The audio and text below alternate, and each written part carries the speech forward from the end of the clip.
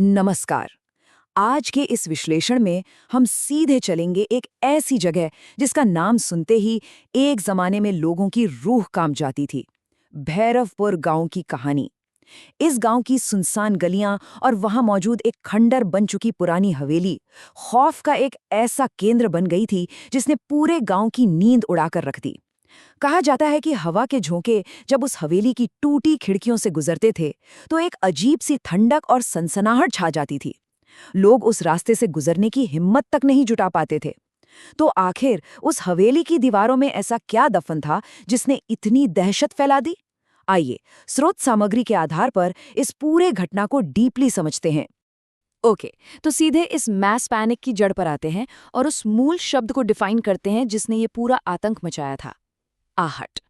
आमतौर पर आहट का मतलब सिर्फ कदमों की आवाज होता है, राइट? लेकिन भैरवपुर के संदर्भ में ये बिल्कुल अलग था। ये एक ऐसी आवाज थी जो किसी अनजाने, अनसुने साए के आने का संकेत थी। एक ऐसी आहट जो लगातार, रिलेंटलेसली अपने शिकार का पीछा करती थी। ये कोई मामूली भ्रम नहीं था, बल्कि एक ऐसी फ्रीजिंग स्थिति थी जिसने एक पूरे के पूरे गांव में मैस पैनिक जन्म दे दिया। पहला पड़ाव, अज्ञात से सामना, यानी इस खौफ की शुरुआत आखिर हुई कैसे? अब जरा इस घटनाक्रम पर गौर कीजिए कि कैसे उस अनजान शक्ति ने अपने आने के तरीके को वक्त के साथ तेजी से बदला।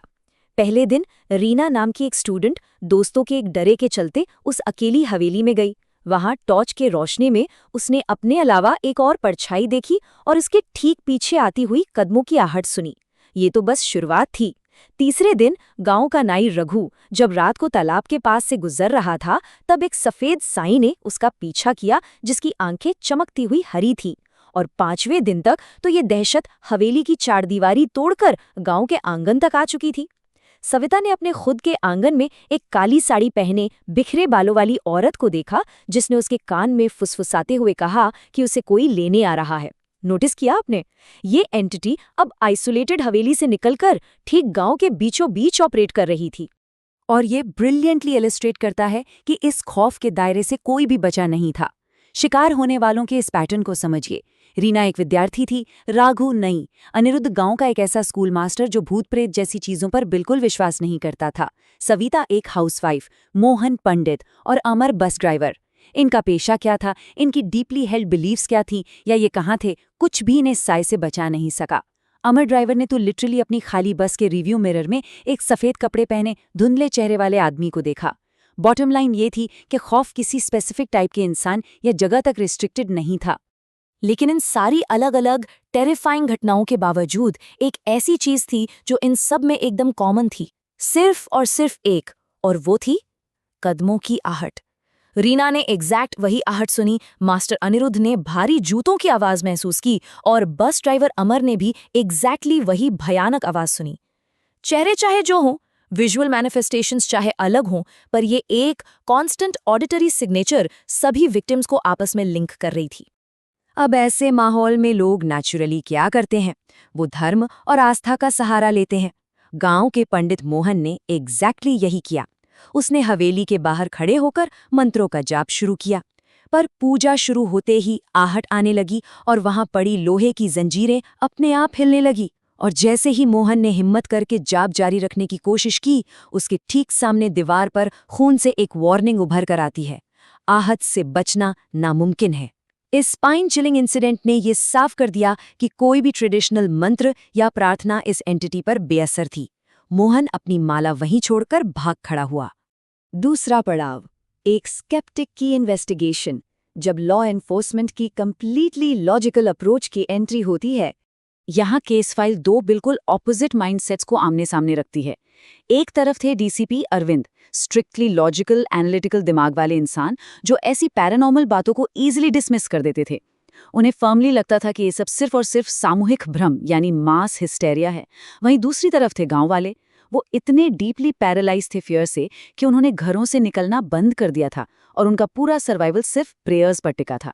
ये एक बहुत क्लासिक क्लैश है, कानून की व्यवहारिक सोच वर्सेस लोकल लोगों की गहरी दहशत। पर डीसीपी अरविंद की ये सॉलिड लॉजिकल थ्योरी तब तहस नहस हो गई जब उन्होंने इस चीज का खुद फर्स्ट हैंड सामना किया। एक रात अंधेरे में हवेली की अकेले छानबीन करते हुए उन्हें अचानक सीढ़ियों पर एकदम भारी कदमों की आहट आई। उन्होंने पलट कर देखा तो एब्सोल्यूट जीरो, कोई नहीं था। पर नेक्स्ट मोमेंट उन्हें महसूस हुआ जैसे बिल्कुल पास से किसी ने उनके कंधे पे हाथ रखा हो और उनके कानों में एक डार्क विस्पर गुंजी, तू सच जानना चाहता है तो तहखाने में उतर। ये कोई रैंडम आवाज नहीं थी, ये उस हवेली के सबसे गहरे राज को जानने का एक डायरेक्ट क्रीपी इनविटेशन था। तीसरा पड़ाव, तहखाने के रहस्य। अब केस फाइल पैसिव एनकाउंटर से शिफ्ट होकर एक आमने सामने की टक्कर पर आती है। जरा यहाँ रुक कर सोचिए, आखिर उस 100 साल पुरानी, प्रैक्टिकली गिरने की हालत में आ चुकी हवेली के घुप अंधेरे तहखाने में ऐसी कौन सी चीज दफन थी जिसने इतने सारे लोगों की जिंदगियों को हिला रखा था। तो इस सच्चाई को अनकवर करने के लिए रीना, अनिरुद्ध और डीसीपी अरविंद ने एक अल्टीमेट स्टेप लिया। ठीक आधी रात को वो उस डार्क, साइलेंट हवेली पहुंचे। सन्नाटा इतना डेफनिंग था कि उन्हें ट्रूली अपनी धड़कनें सुनाई दे रही थीं। उन्होंने हवेली के पीछे लगे उस भारी जंग खाए लोहे के दरवाजे को फोर्स करके खोला। दरवाज़ा छरमराते हुए खुला और वहां से एक बेहद सख्त, फाउल स्मेल आई। फिर वो लोग उस डैम्प, फ्रीजिंग कोल्ड अंधेरे में सीढ़ियों से नीचे तहखाने में उतरे और वहां काई लगी दीवारों पर उन्हें खून से स्क्रॉल किया हुआ एक और संदेश दिखा, मेरा श्राप है, जो सुनेगा उसका अंत होगा। वो पूरा सेंसरी एक्सपीरियंस, वो स्मेल, वो ठंडक, अपने आप में एक एब्सोल्यूट नाइटमेयर था। और तभी उस फ्रीजिंग अंधेरे में एक सफ़ेद धुंधला साया मटीरियलाइज होता है। और हाँ, सबके कानों में वही फ़मिलियर आहट गूंजती है। उस साये ने फाइनली खुद को रिवील किया। वो ललिता थी, उस हवेली की ओरिजिनल मालकिन, और उसने जो ट्रैजिक सच्चाई उजागर की वो हॉरिफाइंग थी। 100 साल पहले मेरे पति ने लालच में मुझे यहीं जिंदा दफना दिया था। पूरा राज यही था, ललिता को जिंदा दफनाने की वो हॉरिफिक घटना जिसके दौरान उसकी आखिरी चीखें और तड़पते कदमों की आवाजें वक्त के साथ उस श्रापित, रिलेंटलेस आहट में ट्रांसफॉर्म हो चुकी थीं। चौथा और आखिरी पड़ाव, एक अनंत श्राप। इस नाइटमेयर को एंड करने की कोशिशें। सच्चाई सामने आने के बाद डीसीपी अरविंद ने वही किया जो एक लॉजिकल माइंड करता। उन्होंने उस हॉन्टिंग के फिजिकल एंकर को ही डिस्ट्रॉय करने का प्लान बनाया। हवेली और उसमें मिले ललिता के अवशेषों को पूरी तरह जला दिया गया। अगले दिन शांति के लिए पूरे गांव ने मिलकर एक कलेक्टिव पूजा की। हवेली अब बस एक राख का ढेर थी और कई सालों बाद पहली बार भैरवपुर गांव ने रात चैन से बिताई। लगा कि आखिरकार कर्स टूट गया है और द नाइटमेयर इज ओवर।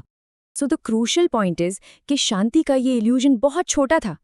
कुछ ही दिनों बाद जब रीना अपने कमरे में अकेले पढ़ाई कर रही थी, अचानक खिड़की से एक फ्रीजिंग कोल्ड हवा का झोंका आता है। और फिर वाकई आपने सही गेस किया, वही आहट। कमरे के एक कोने से धीरे धीरे कदमों की आवाज सीधे उसकी तरफ बढ़ने लगी। स्रोत सामग्री यहाँ एक बड़ा ट्विस्ट रिवील करती है। हवेली का मटेरियल एग्जिस्टेंस जलकर खाक जरूर हो गया, लेकिन आहट अब भी जिंदा थी। क्यों? क्योंकि ये कर्ज अब सिर्फ किसी ईंट पत्थर की बिल्डिंग तक लिमिटेड नहीं था। जिसने इस आवाज को एक बार सुन लिया था, ये श्राप परमानेंट उनके दिमाग और उनकी जिंदगी से अटैच हो चुका था। और ये ट्विस्ट हमें एक डीपली अनसेटलिंग और प्रोवोकेटिव सवाल पे लाकर खड़ा कर देता है। सोच कर देखिए, क्या कोई श्राप, कोई हॉन्टिंग वाकई किसी भौतिक जगह तक बाइंड होती है, या फिर वो एक्चुअली उन लोगों की डीप साइकोलॉजी, उनके दिमाग और मेमोरीज में हमेशा के लिए घर कर लेती है जो उससे रूबरू होते हैं। ललिता का जिस्म और वो जगह दोनों नष्ट हो चुके थे, लेकिन आहट का वो खौफ उन लोगों के जहन में वर्चुअली इमॉर्टल हो गया था। इस डार्क साइकोलॉजिकल हॉरर के बाद बस यही सोचने पर मजबूर होना पड़ता है कि क्या हम कभी अपने अंदर के डर से सच में आज़ाद हो पाते हैं। इस सवाल के साथ हम आज का ये विश्लेषण यहीं समाप्त करते हैं। जुड़ने के लिए धन्यवाद।